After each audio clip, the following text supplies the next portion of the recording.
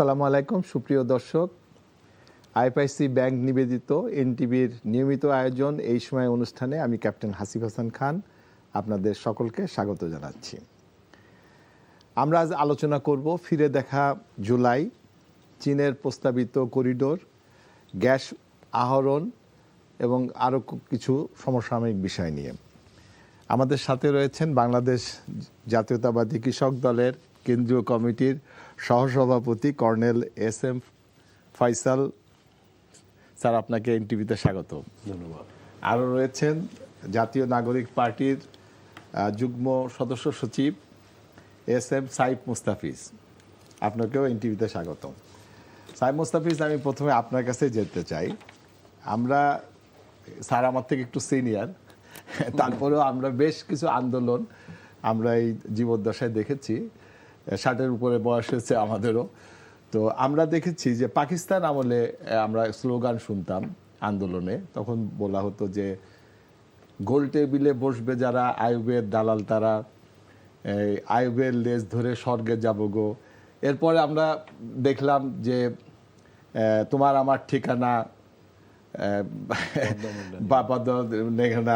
বীর বাঙালি অস্ত্র ধরো, বাংলাদেশ স্বাধীন করো ইত্যাদি স্লোগান আমরা দেখছি। আপনাদের সময় আমরা স্লোগান দেখলাম যে তুমি কে আমি কে, রাজাকার রাজাকার, কে বলেছেন স্বৈরাচার স্বৈরাচার।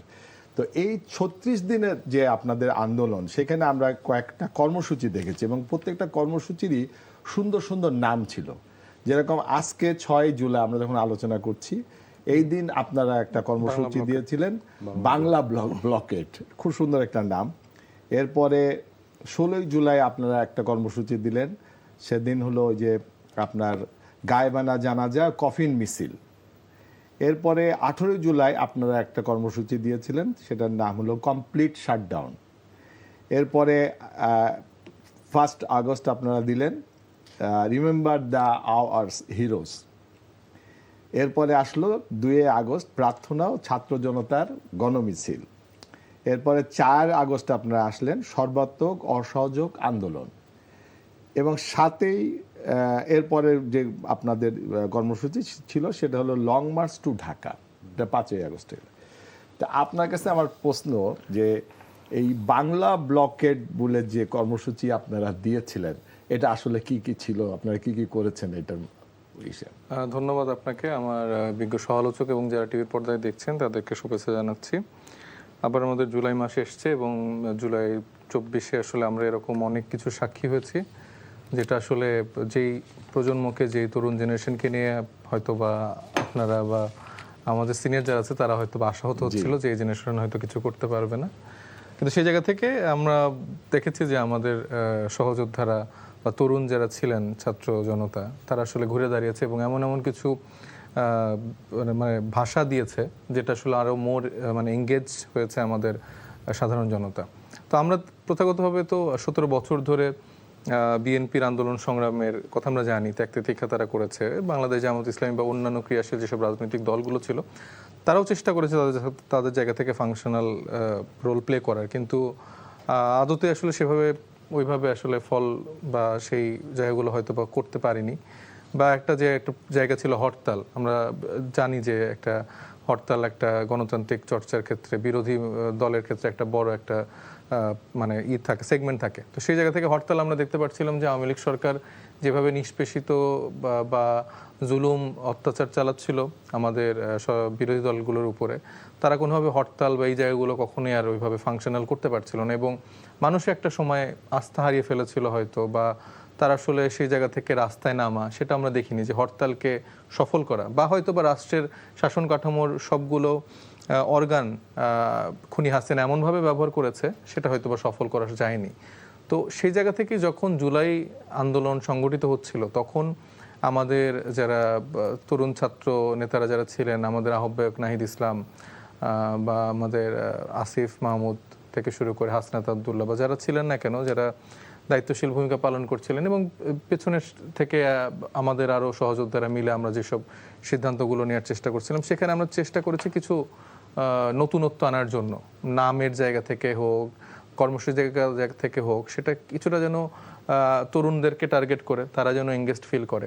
যেমন মানে হরতালের অল্টারনেটিভ জায়গাটাই আমরা বাংলা ব্লকেট নাম দিয়ে আসলে প্রকাশ করেছি। আমরা দেখেছি যে ওই সময় আপনারা এই বাংলা ব্লকের যখন শুরু হলো 6 তারিখ থেকে, আমরা দেখলাম যে শাহবাগে আপনারা 3-4 ঘন্টা রাস্তা অবরোধ করে 3-4 ঘন্টা পর আবার চলে যেতেন, এবং আমরা এয়ারপোর্টের ওইখানে দেখেছি যে আপনারা রাস্তা ব্লক করে 3-4 ঘন্টা রাস্তা ব্লক করে রেখেছেন। এবং আমরা ওই সময় দেখলাম যে 7ই জুলাই থেকে 10ই জুলাই পর্যন্ত কিন্তু পুলিশ আপনাদের কোনো বাধা দেয় নাই, তারা দূর থেকে দেখতেছিল। এটা কেন? এটা তো সরকারের যারা সরকার দায়িত্বশীল, এখন সরকার কি পর্দার আড়ালে আপনাদের সাথে কোনো নেগোসিয়েশন করছিল ওই সময়? না, নেগোসিয়েট করেনি। আমার যেটা মনে হচ্ছে যে সরকার হয়তো বা ভেবেছিল যে এটা যেহেতু মানে কোনো রাজনৈতিক দল এখানে এঙ্গেজ নেই, বা যেই তরুণ ছাত্র নেতারা আন্দোলনটা করছে তাদেরকে হয়তো বা সেইভাবে প্রথমে ওইরকম করে তারা থ্রেট ফিল করে নাই, বা আসলে ওইভাবে গুরুত্ব আমার মনে হয়েছে তারা হয়তো দেয়নি। তারা হয়তো ভেবেছে এটা ঢাকা বিশ্ববিদ্যালয় কেন্দ্রিক বা একটা জোন কেন্দ্রিক এই আন্দোলনটা হয়তো বা হবে।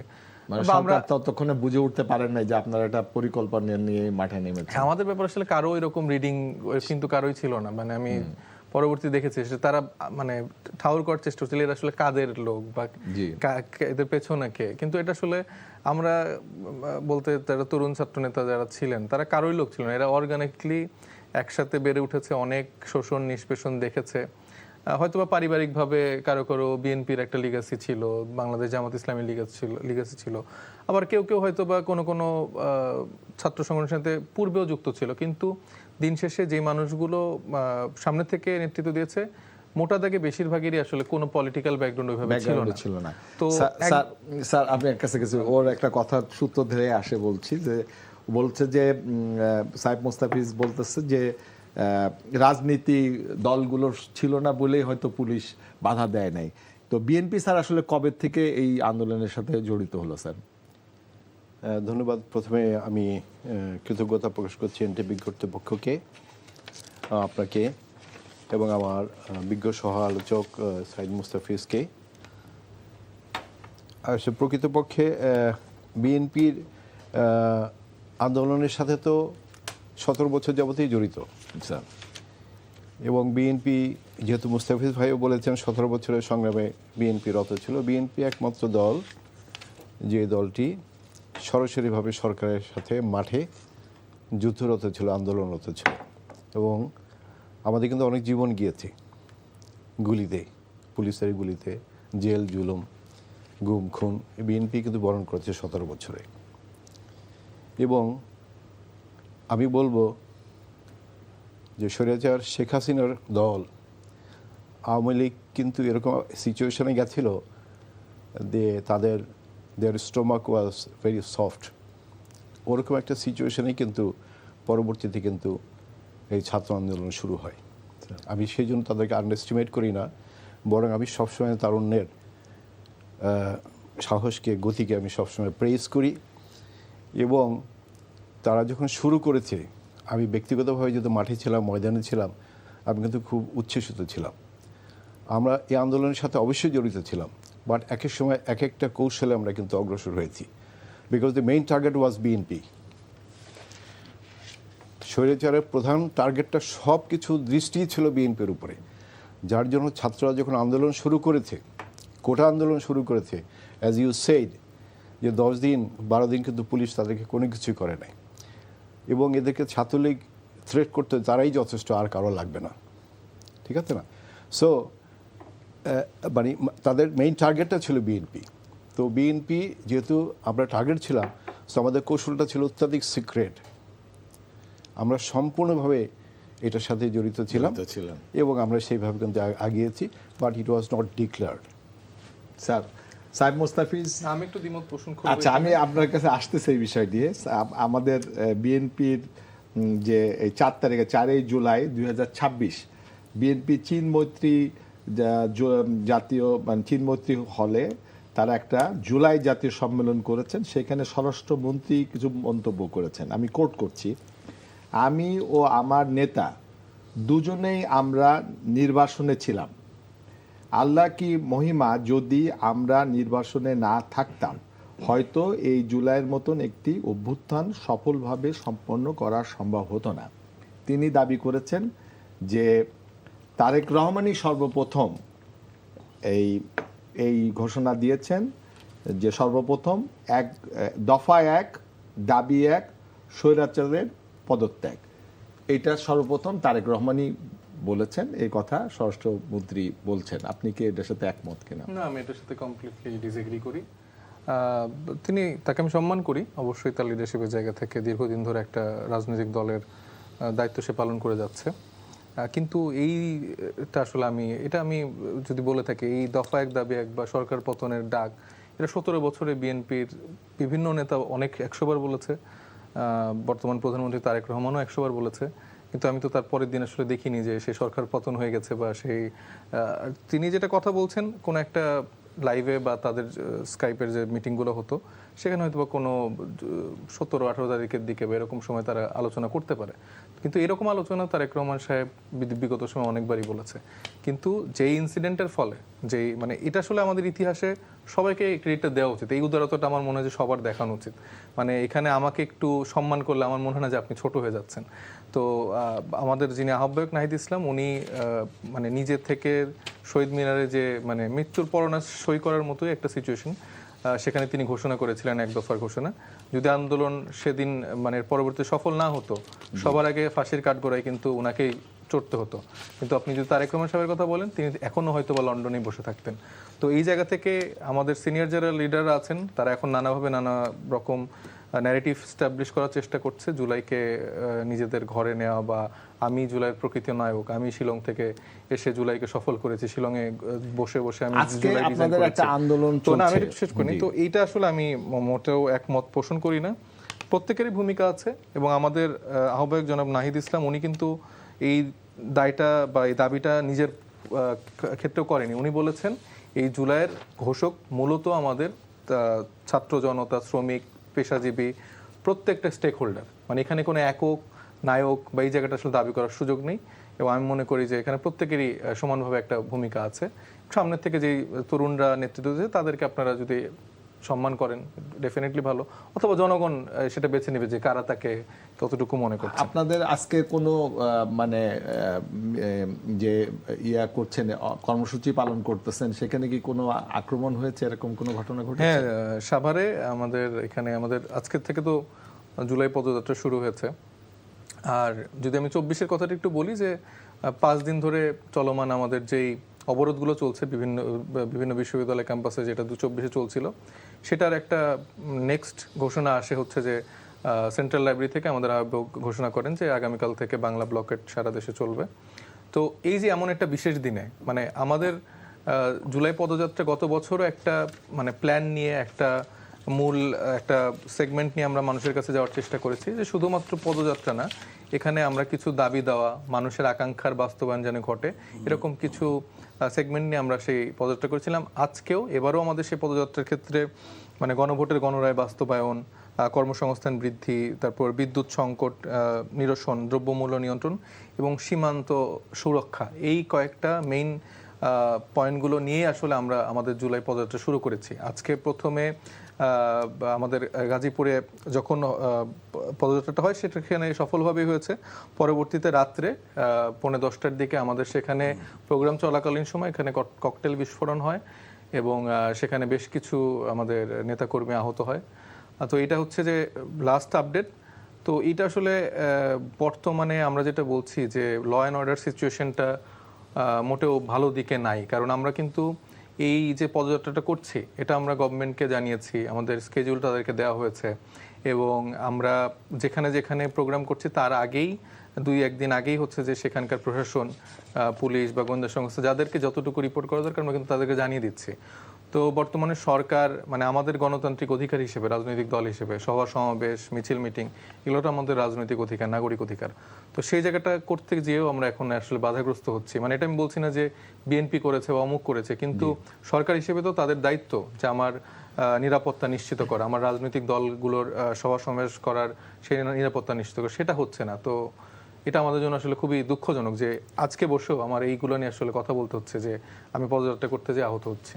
স্যার, আপনি শুনছিলেন আমাদের সাইফ মুস্তাফিজ জুলাই যোদ্ধা, তারা নিরাপত্তা মানে নিরাপত্তার অভাব বোধ করছে। স্যার, আপনার কাছে একটু অন্য প্রসঙ্গে আসি, যে আমাদের প্রধানমন্ত্রী তারেক রহমান সম্প্রতি চীন সফর করেছেন এবং এটা একটা ঐতিহাসিক সফর বলা হচ্ছে, কারণ হলো যে জেনারেল জিয়া এই দলের প্রধান, উনি প্রথম চীন সফরে গিয়েছিলেন। তারপরে তারেক রহমান জানার পরে চীন যেভাবে তাকে লাল গালিচা আপ্যায়ন করেছেন, এবং সম্প্রতি তারা একটা প্রস্তাব দিয়েছে বাংলাদেশকে, এই বাংলাদেশ মিয়ানমার চীন অর্থনৈতিক করিডোর। এইটা কি স্যার আপনারা সমর্থন করছেন, আপনাদের দল? এটা তো অবশ্যই এটা একটা সুযোগ, এটা সমর্থনযোগ্য। আমরা তো আমাদের যে স্লোগান সেটা হলো সবার আগে বাংলাদেশ। যেই সুযোগ বা যেই অর্থনৈতিক প্রপোজাল যদি আমাদের দেশের অর্থনৈতিক স্বার্থে ভালো হয়, সেটা তো আমরা অবশ্যই অ্যাকসেপ্ট করব। আমরা এটাকে সমর্থন করেছি, বাট সেটা তো অন্য জিনিসগুলো আরও আছে এটার পেছনে। সেই জিনিসগুলো এটা পরীক্ষা নিরীক্ষা চলছে, পরীক্ষা নিরীক্ষা করে, বিকজ এই করিডোরের কথা যেটা আপনি বলছেন, সেই করিডোরটা তো চায়না, মিয়ানমার এবং বাংলাদেশ। তো সেখানে তো ঝুঁকিও আছে, প্রবলেমসও আছে আর কি। না, আমাদের লাভগুলো কি কি স্যার একটু বলুন। লাভগুলো যেটা হলো যে এই করিডোরটা যদি হয়, তাহলে আমরা আমাদের চিটাগং পোর্ট, মাতারবাড়ি যে ডিপসি, এগুলি ব্যবহৃত হলে আমাদের রেভিনিউ অবশ্যই বাড়বে, বিকজ মাতারবাড়িটা হবে একটা আঞ্চলিক হাব হিসেবে রূপান্তরিত হবে। সো এখানে অনেক চাকরিরও ব্যবস্থা হবে এবং অর্থনৈতিকভাবে আমরা আরও অনেক উন্নতি লাভ করতে পারবো। মানে এই করিডোরটা হলে আপনি আপনার মতে যে বাংলাদেশের অর্থনীতিটা অনেক এগিয়ে যাবে, আমাদের চাকরির ব্যবস্থা হবে, তরুণদের জন্য আরও অনেক চাকরি হবে, রাইট? এবং একটা একটা একটা আলাদা ধরনের একটা পয়েন্ট। কোথা থেকে ঠিক মানে করিডোরটা শুরু হবে স্যার? কুনমিং থেকে শুরু করে মান্দালে হয়ে, তারপরে সিয়াতো হয়ে, তারপরে চিটাগং থেকে পোর্ট অ্যান্ড দেন মাতারবাড়ি। আমরা একটু সাহেব মোস্তাফিজ আপনার কাছে আসতে চাই। চীনের সাথে যে করিডোরের কথা বলা হচ্ছে, এই করিডোর যদি হয় তার বাংলাদেশের কি লাভ হবে? বাংলাদেশের তো কিছু লাভ অবশ্যই হবে, মানে বাণিজ্যিকভাবে এটা প্রসার, মানে আগে যে করিডোরগুলো আমরা যে দিক দিয়ে ব্যবহার করতাম বেশিরভাগ তো ভারত কেন্দ্রিক ছিল। তো সেক্ষেত্রে অল্টারনেটিভ কিছু অপশন চালু হলে আমরা মিয়ানমারের রুট দিয়ে চীন সহ সেই এরিয়াগুলোকে কাভার করতে পারবো। তবে এইখানকার জায়গা থেকে বিবেচনা করলে সম্ভাবনার জায়গা তো অনেক কিছুতেই অনেক আছে, আবার লিমিটেশনসের জায়গাগুলো যদি আমরা দেখি, যে যেহেতু মিয়ানমারের ভেতর দিয়ে আসলে করিডোরটা থাকবে, বা মোটা দাগে পুরো রাস্তাটাই আসলে মিয়ানমার ভিতরে দিয়ে হবে, তো সেখানে কিছু ঝুঁকি তো থাকছে, কারণ সেখানকার কারেন্ট পলিটিক্যাল সিচুয়েশন বা সেখানকার বর্তমানের যে পরিস্থিতি, সেটা তো আসলে খুব একটা ভালো না। আবার আমাদের দেশের সাথে মিয়ানমারের সম্পর্ক বেশ অনেক দিন ধরেই আসলে টানাপোড়েন চলছে। তো এই প্রকল্প কতটা ফিজিবল হবে এবং সেক্ষেত্রে এই ঝুঁকিগুলো মাথায় নিয়ে কতটুকু কি হতে পারে, সেটা যারা এটা নিয়ে আসলে কাজ করছেন তারা আরো ভালো করে বলতে পারবেন। তবে আমার মনে হয় যে যদি সফলভাবে এটা করা যায় নিজেদের স্বার্থকে অটুট রেখে, মানে কোনো রকম ঋণের বোঝা বা কিছু বিহাইন্ড দ্য ডোর কোনো আলাদা যদি কোনো নেগোসিয়েশন বা কোনো স্বার্থ না থাকে, তাহলে মনে করি যে এটা একটা পজিটিভ দিক। এবং সেক্ষেত্রে আগে যে একটা ভারতের প্রতি নির্ভরশীলতা ছিল বা অন্যান্য কিছু জায়গা থেকে নির্ভরশীলতার জায়গা ছিল, সেটাও কিছুটা কমবে এবং এই চীন, ভারত, আমেরিকা বা অন্য সকল রাষ্ট্রই একটা হেলদি প্রতিযোগিতার মধ্যে আসবে, যেখানে বাংলাদেশের কূটনৈতিক সম্পর্কের জায়গাটা তারা নিজেদের স্বার্থের প্রেক্ষিতে স্ট্যাবলিশ করতে পারবে। তো সেই ক্ষেত্রে করিডোরের এই জায়গাটা একটা পজিটিভ দিক, আবার কিছু নেগেটিভ জায়গাও আছে, যে সেটা আসলে কতটুকু কি হতে পারে। মানে অনেকে বলছেন যে এই করিডোরের সাথে একটা, যেহেতু বার্মার বিষয়টা, এখানে আমেরিকার, আপনি জানেন যে আমেরিকার একটা ইন্টারেস্ট আছে এখানে। তারা বার্মা অ্যাক্ট করেছে এবং তারা সিদ্ধান্ত নিয়েছে যে বার্মার যে বর্তমান সরকার রয়েছে সেই সরকারকে তারা অনেক সতর্ক করেছে, কিন্তু সরকার তাদের কথা শুনছে না, মানবাধিকার বিরোধী কাজ করছে, এই রোহিঙ্গাদেরকে তারা বাংলাদেশে পাঠিয়েছে। সুতরাং আমেরিকার সিদ্ধান্ত হলো তারা এই মিয়ানমার জান্তা সরকারকে তারা যেভাবেই হোক তাদেরকে মানে ক্ষমতাচ্যুত করবে, এইভাবে তারা নতুন যে সিদ্ধান্ত নিয়েছে বার্মা অ্যাক্ট, তো তার সাথে আমরা কি কোনো কনফ্লিক্টে যাব কিনা যদি এই করিডোরে যাই? না, সেক্ষেত্রে তো আমি বললাম যে আমাদের কূটনৈতিক জায়গা থেকে সেইগুলো চিন্তা করেই কাজগুলো করতে হবে, কারণ এখন যে কোনো একটা দেশের ফেভারে চলে যাওয়ার মতো সিচুয়েশন এখন আমাদের আসেনি, বা আলাদা করে কোনো সুযোগ সুবিধার থ্রুতে যদি এখন ইউএসএ বা অন্য কোনো দেশের সাথে একদম বেশি বিরোধে চলে যাওয়ার জায়গা তৈরি হয়, সেক্ষেত্রে সেটা আমার মনে হয় যে আরেকটু বিচক্ষণতার সাথে আর একটু পলিসিগত জায়গায় যে কাজ করাটা ইম্পর্টেন্ট। মানে একবারে এটার ফলে যদি তাদের কনফ্লিক্ট অফ ইন্টারেস্টের জায়গা বা তাদের আসলে স্বার্থের জায়গাটা যদি মনে হয় যে অক্ষুণ্ণ থাকছে না, তো আমার মনে হয় সেটা বাংলাদেশের জন্য এখন কারেন্ট পলিটিক্যাল সিনারিওতে ওয়াইজ ডিসিশন হবে না। তো আমার মনে হয় যে সেই জায়গা থেকে একটু বিচক্ষণতার সাথে সবগুলো জায়গা থেকে কোন দেশের সাথে কীরকম হবে, মানে আমি বিশ্বাস করি যে কূটনৈতিক জায়গা থেকে আমাদের সবগুলো রাষ্ট্রের সাথে একটা সুসম্পর্ক বজায় রাখতে হবে। স্যার আপনার কাছে আবার একটু ফেরত আসি এই বিষয়টা নিয়ে, কারণ হলো স্যার আপনি বলেছেন যেটা আমাদের জন্য লাভজনক হবে।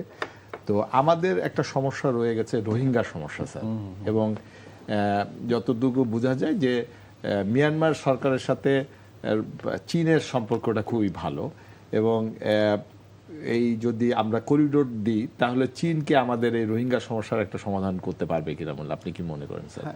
আপনাকে যদি আমি থ্যাংক ইউ ভেরি মাচ, আপনাকে যদি আমি উল্লেখ করি, এই জাস্ট কয়েকদিন আগে চীনের যে রাষ্ট্রদূত বাংলাদেশে যিনি আছেন, উনি যে ইন্টারভিউতে অনেকগুলো পয়েন্টস বলেছেন, তার ভিতরে উনি নিজের থেকে কিন্তু এই পয়েন্টসটা নিয়ে এসছেন। অ্যান্ড হি সেড যে এই করিডোরটা যদি হয় তাহলে সম্ভবত এই রোহিঙ্গাদের বিষয়টা সমাধানের ব্যাপারে তারা অগ্রণী ভূমিকা নিতে পারবে।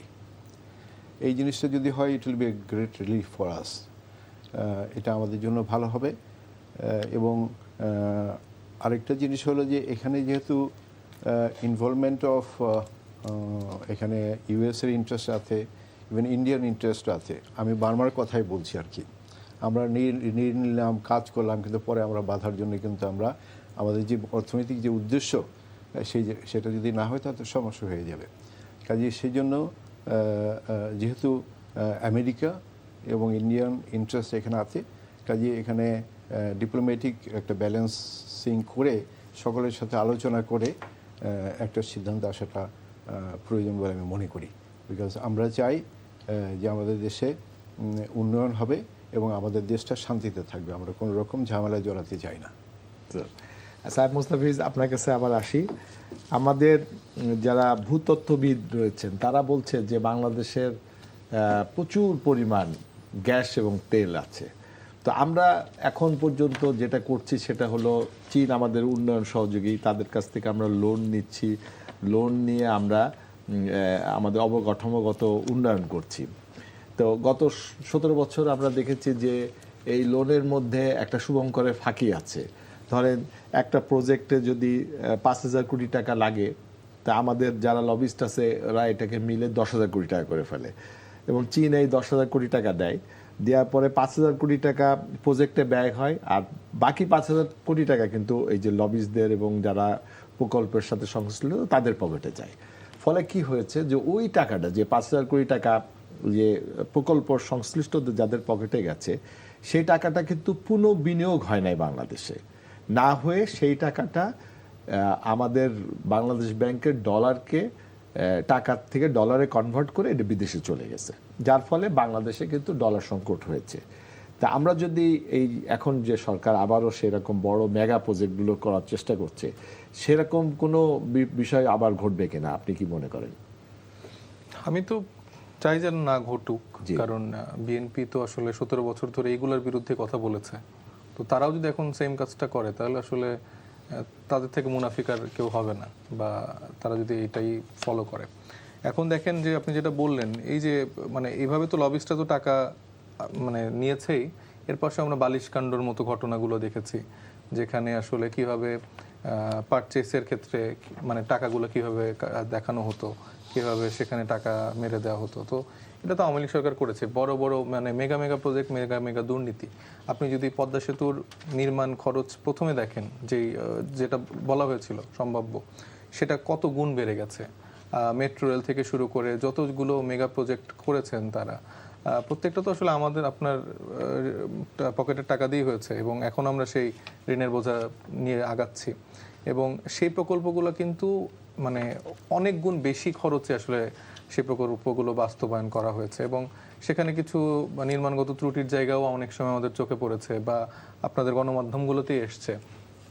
তো এই জায়গা থেকে আমরা যেটা মোটা দাগে দেখেছি যে আসলে টাকা পাচার করা এই সিন্ডিকেটটা আসলে মূলত খুব স্মার্টলি এগুলো ডিল করেছে এবং বিএনপি সরকার তার আগে যে সময়টাই ছিল সেখানে তারা একরকমভাবে গভর্নমেন্ট চালিয়েছে এবং সেখানে তারাও যে সফল সেটা কিন্তু মোটা দাগে কিন্তু বলা যাবে না, তাদের ব্যর্থতার দায় সেই সময় কিন্তু ছিল এবং তার ফলশ্রুতিতে 1/11 বা তারপরে আওয়ামী লীগ সরকার 17 বছর এবং আবার যে নতুন করে একটা সুযোগ আসলো সেই সুযোগ আসার জায়গা থেকে আমরা কিন্তু জুলাইয়ের বলেছিলাম যে আসলে আমরা একটা সিস্টেমেটিক পরিবর্তন চাই। আমরা আসলে এই যে কলাপস আমাদের সিস্টেম ছিল, যে স্বৈরতান্ত্রিক একটা জায়গা ছিল, সেটা আসলে ভেঙে আমরা চাই যে আমাদের মানে সিস্টেমটাকে এত স্ট্রং করার জন্য সেখানে আসলে আমি আপনি ব্যক্তি হিসেবে ওইটা আসলে খুব একটা ইম্পর্টেন্ট হবে না, মানে কে বিএনপি কে এনসিপি, বরঞ্চ আমার সিস্টেমটা আমরা এভাবে গড়ে তুলবো যেখানে আমাদের প্রত্যেকটা প্রতিষ্ঠান ইন্ডিভিজুয়ালি ফাংশন করতে পারবে এবং এই রিলেটেড যারা কাজগুলো করছে, এই প্রজেক্ট রিলেটেড যারা কাজগুলো করছে, যারা অর্থনীতিবিদ যারা আছেন, যারা এই প্রকল্পগুলো যারা করছে, যারা এই পুরো মানে আয়োজনের সাথে যারা ইনভলভ, তারা যদি একটা কাঠামোর মধ্যে তারা ফাংশন করতে পারে তখন আপনি দেখবেন যে 5 টাকার জিনিস 5 টাকার মধ্যেই কমপ্লিট করছে। আবার আমাদের দেশে যে সম্ভাবনা আছে সেগুলো দেখা যাচ্ছে তখন খতিয়ে গ্যাসের মানে খনি বা যেসব জায়গায় যা যা আছে সেগুলো আমরা বাইরের থেকে লোন নিয়ে হোক নিজেদের সক্ষমতায় হোক তখন কিন্তু আমরা এগুলো আবিষ্কার করতে পারবো বা সেগুলো আসলে আমাদের দেশের স্বার্থে ব্যবহার করতে পারবো। তো এগুলো তো মোটা দাগে আমাদের বিগত সরকারের মাথায় এগুলো ছিল না, তারা যতটুকু পেরেছে টাকা পয়সা কিভাবে কামানো যায়, কিভাবে পরিবারের লোকজনকে আরো বেশি টাকা পয়সা দেয়া যায়, তো এগুলোর মধ্যে তো তারা আসলে চিন্তার ভিতরে ছিল এবং এখন বর্তমানে 4 মাসে সরকার যতটুকু করেছে কিছু পজিটিভ দিক অবশ্যই আছে, কিন্তু আমি মনে করি যে যেমন মীর শাহ আলম যিনি স্থানীয় সরকার প্রতিমন্ত্রী যিনি আছেন তার সম্পদের পরিমাণ 4 মাস হয়েছে এটা বেড়ে গেছে 4 গুণ।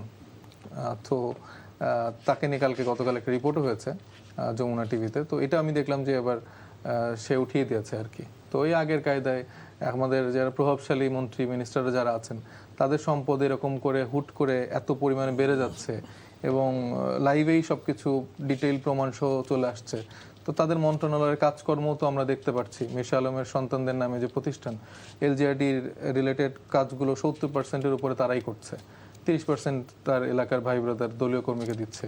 তো এই তো পরিবর্তনের জায়গাটা, এগুলো এরকম আমি কয়েকটা এক্সাম্পল বললাম, তো এটা হলে তো আবার আগের মতো করেই হবে। তো আমি আমার এলাকার নাম পরিবর্তন করে দিচ্ছি, আমার মন্ত্রণালয়কে সর্বোচ্চ ব্যবহার করে নিজের পকেট ভারী করছি, তো সেখানে আমি এলাকার খুব একটা উন্নয়ন বা বাংলাদেশের যে উন্নয়ন বা লোন করে যে উন্নয়নগুলো হবে সেটা আমার ওই আওয়ামী লীগের উন্নয়নের কথাই মনে পড়ে। তো আশা করব যে তারা শিক্ষা নিবে ভুল থেকে। স্যার আপনাকে স্যার একটু আসি আবার, আপনি আমরা যেটা দেখছি যে আমাদের একটা বড় অঙ্কের অর্থ ব্যয় হচ্ছে স্যার জ্বালানি খাতে এবং আমরা এলএনজি আমদানি করছি, কিন্তু আমাদের ভূতত্ত্ববিদরা বলছে যে আমাদের we have gas and oil. তো আপনাদের সরকার ইতিমধ্যে কয়েকটা মানে পদক্ষেপ নিয়েছে, তার মধ্যে এই বাজেটে 100টি নতুন কূপ খননের সিদ্ধান্ত নিয়েছেন স্যার। এই বিষয়ে আপনি কাছ থেকে একটু জানতে চাই স্যার, আপনারা কি করতে চাচ্ছেন বিষয়টা? যে 100টি কূপের কথা যেটা বলছেন, আসলে আমাদের তো এখন জ্বালানি এবং গ্যাসের যে অবস্থাটা খুবই একটা সংকটের ভিতরে আছে আর কি। শিল্প বলেন অথবা সার কারখানাগুলো বলেন, এগুলো অবস্থা কিন্তু খুবই খারাপ অবস্থায় আছে। আমাদের বয়স তো 4 মাস হলো, তো এই এরিনাতে যদি জোর না দেওয়া হয় তাহলে the country will face real problem, because জ্বালানি কিন্তু আসলে সত্যিকারভাবে আমাদের সার্বভৌমত্ব।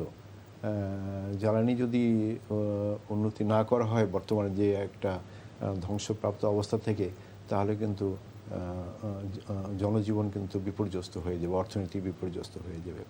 সেই জন্য এতদিন যাবৎ যে গ্যাস যেগুলো উত্তোলিত হয় নাই, আমার একটা বিরাট একটা সন্দেহ, কেন হয় না, কার ডাইরেক্টিভসে, কার ইন্ডিকেশন এগুলি করা হয় না। যদিও আমাদের কাছে নলেজ আছে এবং আমরা সকলেই জানি যে আমাদের দেশ বাংলাদেশ গ্যাসের ভিতরে ভাসছে। তো কাজেই সেই প্রেক্ষিতেই সরকার একটা সিদ্ধান্ত নিয়েছেন, চিন্তাভাবনা করছেন যে অফশোরে যেটা আছে ল্যান্ডের ভিতরে 100টা কূপকে খনন করে ফিজিবিলিটি দেখা হবে, এবং এখান থেকে যদি গ্যাস পাওয়া যায় তাহলে that will be taken for the benefit of our country. সাহেব মোস্তাফিজ, আপনার কাছে আসি। আমরা 2012 সালে আমাদের সমুদ্র বিজয় হয়েছিল।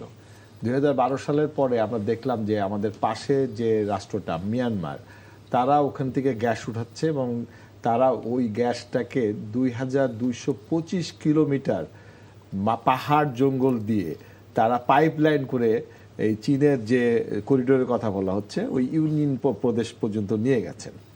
এবং আপনি আরও জানেন যে ওইখানে তারা পাইপলাইনের পাশাপাশি একটা তেলের লাইনও করেছেন।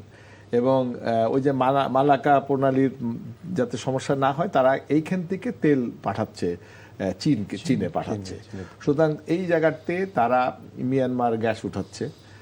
আর এই পাশে যে অংশটা ভারতের, সেই অংশে ভারতও তেল এবং গ্যাস উঠাচ্ছে। আর মাঝখানে আমরা বিশাল দেখছি না, আমরা ভারতীয় একটা কোম্পানি, 2টা কোম্পানিকে দিয়েছিলাম। তারা 12 বছর আমাদের এখানে বসে থেকে তারা বলেছে যে আমাদের গ্যাস তেল নাই।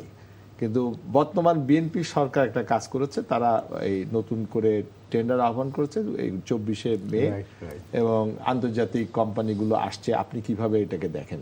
এটা ডেফিনেটলি আমি পজিটিভলি দেখি। কারণ হচ্ছে যে আমাদের এখানে আসলে সম্ভাবনার জায়গা, বা আমাদের বাংলাদেশ তো আসলে মানে অনেক কিছুই আসলে আছে যেটা আসলে আমরা নিজেরাও এখন এক্সপ্লোর করতে পারিনি, এবং আমাদেরকে ব্যবহার করে পাশের অন্যান্য রাষ্ট্র দেখা যাচ্ছে যে আমাদের সম্পদগুলো লুটে নিচ্ছে। এটা 71 পূর্ববর্তী সময় আমরা দেখেছি, 71 পরবর্তী সময়ে নানাভাবে আমরা দেখছি যে আমাদের কিছু সরলতা, আমাদের কিছু কূটনৈতিক দুর্বলতা, আমাদের ক্ষমতায় টিকে থাকার জন্য অন্য দেশের প্রতি নির্ভরশীলতা, এই জায়গাগুলোকে কেন্দ্র করে দেখা যাচ্ছে যে ভারত বলি বা বিভিন্ন রাষ্ট্র নানা সময়ে নানা রকম সুবিধা নেওয়ার চেষ্টা করেছে। তো সেই জায়গা থেকে যেহেতু বর্তমানে জুলাই পরবর্তী সময়ে একটা নির্বাচিত সরকার এসছে, এবং আমি মনে করি যে এখানে আমরাও আসলে সরকারকে সহযোগিতা করতে চাই। তারা যদি বাংলাদেশের জন্য কাজ করতে চায়, বাংলাদেশের মানুষের জন্য কাজ করতে চায়, সেক্ষেত্রে আমরা সম্পূর্ণ ফুল সাপোর্ট দিতে চাই। তো এরকম একটা অবস্থায় এখন দেশের রাজনৈতিক সিচুয়েশন বিরাজ করছে। তো সেটা আমার মনে হয় যে বর্তমান সরকারের জন্য একটা বড় প্রাপ্তি, এবং তারা এই সুযোগটা আসলে নেওয়া উচিত। এবং তারা যদি আসলে এরকম দরপত্র আহ্বান করে সঠিক কোম্পানিকে দায়িত্ব দিতে পারে, যারা আসলে ওই টাকার নয়ছয় করবে না বা সম্পদ লুটপাট করে আবার আগের মতো ওই সব কোম্পানিগুলোর, ভারতীয় যেসব কোম্পানিগুলো আসলে বসে বলেছে নেই, তাদের মতো করবে না, তাহলে ডেফিনেটলি এটা পজিটিভলি আমি দেখি। এবং আপনি দেখছেন যে মার্কিন দূতাবাসের যে রাষ্ট্রদূত, তিনি যমুনা টিভিতে যে এই তেল গ্যাসের ব্যাপারে তাদের আগ্রহের কথা বলছেন, এবং তাদের বেশ কয়েকটি বড় কোম্পানি যেরকম সেভরন, দেন এক্সন মোবিল, তারা বাংলাদেশে এই তেল গ্যাস আহরণের জন্য ইন্টারেস্ট দেখাচ্ছে। এবং একটা কোম্পানি ইতিমধ্যে বলেছে তারা $30 বিলিয়ন তারা এখানে। তো সেই অবস্থায় আমরা যদি এই চীনের সাথে করিডোরে যাই, এটা কি কনফ্লিক্ট হবে কিনা? আমি তো বললাম যে আসলে আমাদের যারা এই বিষয়ে কূটনীতিবিদ যারা আছেন, তাদের আসলে অনেক কিছু বিবেচনা করে করতে হবে, যেহেতু এখানে বাণিজ্য সম্পর্কিত বিষয় আছে, আবার রাষ্ট্রগুলোর সাথে সম্পর্ক রাখার একটা বিষয় আছে। তো সেক্ষেত্রে মানে আমার জায়গাটা কি, ধরেন যে আমার যদি একটা প্রোডাক্ট থাকে, এখন আমি এটা তো সেল করার ক্যাপাসিটি আমার থাকতে হবে। আমি কিভাবে এটা সেল করছি, বা আমি কয়জন বায়ারকে অ্যাট্রাক্ট করতে পারছি, ওই একটা প্রোডাক্টের সাথে আমি ইকোসিস্টেম গড়ে তুলছি। আমি হয়তো একটা প্রোডাক্টের সাথে একটা ব্যাগ প্রডিউস করছি, হয়তো বা সেটা পাটের ব্যাগ, আমার ওই প্রোডাক্ট ওইটাতে সেল করছি। মানে এভাবে যদি আমি একটা ইকোসিস্টেম বিল্ড করতে পারি, আমার যারা বায়ার থাকবে বা আমার থেকে যারা প্রোডাক্টটা মানে মানে নিবে, তার ক্ষেত্রে কিন্তু আমি সেভাবে তাদেরকে আকর্ষিত করব। বর্তমানে আমাদের ইনকামের সোর্স হলো 2টি, একটা হলো গার্মেন্টস আর একটা হলো আমাদের রেমিটেন্স। এবং গার্মেন্টসটা আমরা কিন্তু রপ্তানি করছি এই ইউরোপ এবং আমেরিকায়, আর যে রেমিটেন্স এটা আসতেছে মুসলিম দেশগুলোর সাথে। কিন্তু চীনের সাথে আমরা এই সব যা দেশ থেকে যা আয় করি, সেটা আমরা ব্যয় করি 2টা দেশে, একটা হলো চীন এবং ভারতের কাছে। তো এই বিষয়টা আমি স্যারের কাছে একটু আসতে চাই যে স্যার আবারও মানে স্যার বলেছেন যে আমাদের ইন্টারেস্টটা ভালো করে বুঝে সব কিছু করতে হবে। তো স্যার আপনি এই ব্যাপারে একটু কিছু মতামত দিবেন কিনা? মানে এটা কোন অ্যাসপেক্টে আমি বলছি যে স্যার আমাদের তো আয় এবং ব্যয়ের মধ্যে একটা সামঞ্জস্যতা থাকতে হবে। আমাদের আয়ের সাথে ব্যয়ের একটা সামঞ্জস্য থাকতে হবে। তো যদি আমাদের আয় যাদের সাথে আমরা করছি, যে সমস্ত দেশের সাথে আমাদের ইনকাম, যেরকম আমাদের গার্মেন্টসটা রপ্তানি হয় কিন্তু আমেরিকা, ইউরোপে স্যার। তো এখন ওদের কোম্পানি যদি এই টেন্ডারে এই বঙ্গোপসাগরের তেল উত্তোলনের সুযোগ পেয়ে যায়, সেই ক্ষেত্রে আমরা কি করব স্যার? না, জিনিসটা হলো কি, টেন্ডারে কে পেয়ে যাবে সেটা তো এখানে বলা মুশকিল। টেন্ডারে কতগুলা কন্ডিশনস থাকে, কতগুলা অন্যান্য অনেক বিষয়গুলো থাকে, ইটস এ বিগ থিং। সেখানে কেবল আমেরিকা কেন, পৃথিবীর যে কোনো দেশের জন্য কিন্তু মুক্ত। এবং আমি মনে করি যে আমাদের যে বাপেক্স আছে তাকেও নিষেধ করা হয়েছে কিনা আমার জানা নেই, সেও কিন্তু পার্টিসিপেট করতে পারে। তো যে শর্ত ফিল আপ করতে পারে এবং কন্ডিশন অনুপাতে সব কিছু ফিল করতে পারে, সে যে কান্ট্রি হোক, আদার দেন ফিউ কান্ট্রি, সেটা তো আমরা জানি কারা এদিক সেদিক করতে পারে। সেটা দেশের স্বার্থে কথা চিন্তা করে, আমাদের বাংলাদেশের স্বার্থটাকে সামনে রেখে অবশ্যই আসুক। এখানে জাপান আসতে পারে, আমেরিকা আসতে পারে, চায়না আসতে পারে, ইভেন নেইবারিং কান্ট্রি ইন্ডিয়াও আসতে পারে, বাট এখানে তো ভারসাম্যের ব্যাপার আছে। কাউকে তো আমরা বলতে পারবো না যে আপনারা টেন্ডার দিতে পারবেন না, ইউ ক্যানট পার্টিসিপেট। বাট আপনার প্রায়োরিটি থাকবে স্যার বাংলাদেশি কোম্পানি বাপেক্স যদি কারোর সাথে জয়েন্ট ভেঞ্চার করে যেতে পারে। অফকোর্স, বিকজ এখানে ডিপসির যে ব্যাপারটা আছে, যদিও সে এক্সপার্টিস নাই, বাপেক্সে তো এক্সপার্টিস না থাকারই কথা, বিকজ এটাকে কখনো কিন্তু পেট্রোনাইজ করা হয় নাই, এটাকে সেরকম করে কিন্তু বাপেক্সের স্যার আমাদের যে ইতিহাস গ্যাসের, আমাদের তো স্যার আসলে পাকিস্তান আমলে আমরা গ্যাসটা পেয়েছিলাম 55 থেকে 69 সাল পর্যন্ত। আমরা স্যার 8টা গ্যাস ফিল্ড আবিষ্কার করেছি, তখন বাপেক্স ছিল না। কিন্তু জেনারেল জিয়া যখন ক্ষমতায় আসলেন 77-এ, উনি তখন ওই যে প্রথম যিনি স্যার 55 সালে যখন আমাদের গ্যাস আবিষ্কার হয়, সেই একটা বাঙালি ভূতত্ত্ববিদ ছিলেন, ওনার নাম ছিল আশফাক আলী খান। উনাকে উনি বানিয়েছিলেন, জ্বালানি উপদেষ্টা বানিয়েছিলেন, এবং তারপরে উনি তাকে দায়িত্ব দিয়েছিলেন পেট্রো বাংলাকে অর্গানাইজ করার জন্য। এবং পেট্রো বাংলায় পরে অনেকগুলো গ্যাস ফিল্ড আবিষ্কার করেছে, এবং 90 সালে এসে এরশাদ সাহেব বাপেক্স তৈরি করেছিলেন। এবং বাপেক্সের যে সফলতা, অনেক সফলতা, তো বাপেক্স অনেক গ্যাস ফিল্ড আবিষ্কার করেছে। তা আমাদের আপনার পরামর্শ হলো যে বাপেক্সকে শক্তিশালী করে তারাও এই টেন্ডারে আসুক। বাপেক্স যদি কন্ডিশন ফুলফিল করে, তার যদি টেকনিক্যাল নো হাউ জানা থাকে, সেই টেন্ডারের কন্ডিশন অনুপাতে বাপেক্স আমার প্রথম চয়েস।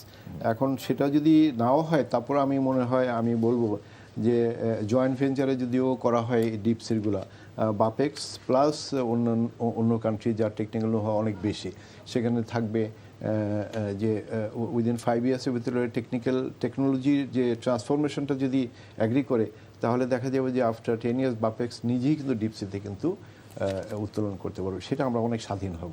আদারওয়াইজ আমরা কিন্তু পরনির্ভর সবসময় থাকবো, যত বড়ই কোম্পানি আসলে কেন ডিপসিতে তেল উত্তোলনের জন্য আমরা কিন্তু পরাধীন থাকবো। সাহেব মুস্তাফিজ, আপনার কাছে আরেকবার আসি যে আমাদের যে প্রাইম মিনিস্টার চীনে গিয়েছিলেন, সেখান থেকে উনি এসে বলেছেন যে আমরা তিস্তা প্রকল্প, মহাপ্রকল্প, এটা যেভাবে হোক আমরা বাস্তবায়ন করব। আপনি প্রধানমন্ত্রী এই বক্তব্যটাকে কিভাবে দেখেন? ভালোভাবে দেখি। এখন বলছেন তো অনেক কিছু, আসলে কতটুকু সবকিছু হবে সেটা তো আমি বলতে পারছি না। কারণ নির্বাচনের আগে বিএনপি নির্বাচনে যে ইশতেহার দিয়েছিল, সেখানে তারা বলেছিল যে 18 মাসের মধ্যে 1 কোটি তরুণ যুবকের জন্য নতুন কর্মসংস্থান তারা করবে। 4 মাস হয়ে গেছে, আমার জানা মতো এখন কোনো কর্মসংস্থান করা হয়নি। তো বাকি আর যে 14 মাস আছে, এটার মধ্যে কি তারা আসলে 1 কোটি করতে পারবে? তো কথা বললে তো অনেক কিছু বলা যায়, মানে আমি আসলে বিশ্বাস করি কাজে, তো সে কাজের জায়গাটা আমি অনেক ক্ষেত্রেই আসলে দেখতে পাচ্ছি, দেখা যাচ্ছে না।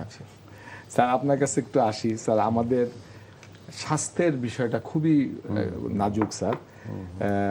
সম্প্রতি জুবাইদা রহমান কিছু বক্তব্য দিয়েছেন স্যার, যে উনি বলেছেন গ্রামীণ জনপদে আইসিইউ সংকটের ভয়ঙ্কর ডাক্তার জুবাইদা রহমান। জুবাইদা স্যার, আপনি জাতীয়তাবাদী কৃষক দলের শীর্ষ নেতা, আপনি এই বিষয়টাকে কিভাবে মূল্যায়ন করেন তার এই বক্তব্যটাকে? ধন্যবাদ আপনাকে। মাননীয় প্রধানমন্ত্রীর সহধর্মিণী ডাক্তার জুবাইদা রহমান যে সম্প্রতি বক্তব্য পেশ করেছেন, এটা সারা কান্ট্রির জন্য কিন্তু কোয়াইট এনকারেজিং, এবং উনি বাস্তবধর্মী এবং প্র্যাকটিক্যালি যে জিনিসটা উপস্থাপন করেছেন তা প্রশংসাযোগ্য, এবং এটা খুবই একটা প্রয়োজনীয় একটা জিনিস। উনি আইসিইউর ব্যাপারটা যেটা বলেছেন, decentralisation of ICU, ICU means অর্থাৎ এটা বিকেন্দ্রীকরণ। এখন ধরেন ঢাকাতে সব আইসিইউগুলোর কনসেন্ট্রেশন, বাট এখানে কিন্তু ওই গ্রামে যে সিংহভাগ লোক যারা থাকে জেলাতে, উপজেলাতে, বিভাগে, তাদের ঢাকা আস্তে আস্তে কিন্তু অবস্থা খারাপ হয়ে যায়। সো যে কোনো critical patient back in the village, উপজেলাতে, তারা কিন্তু সম্পূর্ণভাবে অসহায়। কিন্তু তারা কিন্তু উপজেলাতে যদি যায়, যাওয়ার আগে কিন্তু তাদেরকে বলে যে জেলাতে যান, জেলাতে যাওয়ার আগে বলে যে ঢাকাতে যান, তার পথে কিন্তু তারা শেষ হয়ে যায়।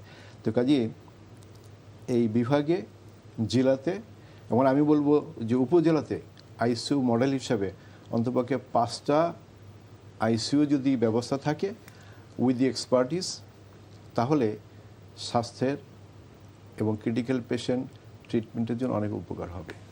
ওনার যে বক্তব্য, আমি আশা করি সে বক্তব্য বাস্তবায়িত হোক, মানুষের জীবন, বিপন্ন মানুষের জীবন যাতে বাঁচে, এবং এটা সত্যিকারভাবে কিন্তু স্বাস্থ্যক্ষেত্রে একটা ভীষণ আকার ধারণ করবে। আমি একটা কথা এখানে বলতে চাই, স্বাস্থ্য এরকম একটা গুরুত্বপূর্ণ জিনিস যে একটা মানুষ যদি অসুস্থ হয়ে যায়, পঙ্গু হয়ে যায়, হার্ট অ্যাটাক করে যদি পরে